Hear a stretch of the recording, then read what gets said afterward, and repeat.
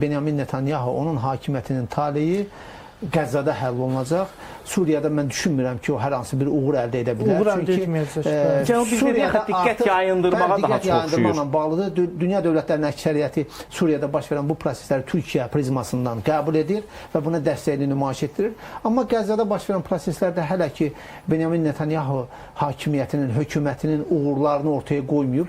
Baxın, mən düşünürəm ki, əslində son səfərbərlikdir 60 min insanın yenidən orduya çağırılması və buna etirazlar da var. Çox ciddi etirazlar var. Yəni, döyüşməyəcək, Qəzzada döyüşməyəcək. O halda Qəzzada baş verən proseslər də siz təsəvvür edin, 365 kvadrat kilometrlik bir ərazidir. İnsanları buradan ora qovurlar, sərhədlərdən də buraxılmırlar. Misir buraxmır öz ərazisinə və bu bir daha ondan xəbər verir ki, ya o insanlar qırılmalıdır, ya da İsrail dövləti məqsəd ona doğru gedir. Bəlkə aclıq da orada, ciddi şəkildə. Netanyahu Beynəlxalq Cinayət Məhkəməsinin ordusu var, bir cinayətkardır, artıq beynəlxalq hüquqdur. Həm də bir cinayətkarın Azərbaycanda gəlib niyə bizim müttəfiqimizlə görüşməli idi? Mən hesab edirəm ki, Benyamin Netanyahu administrasiyası 30 il Ermənistanda hökumət eləməyib də bir çox məsələlərdə də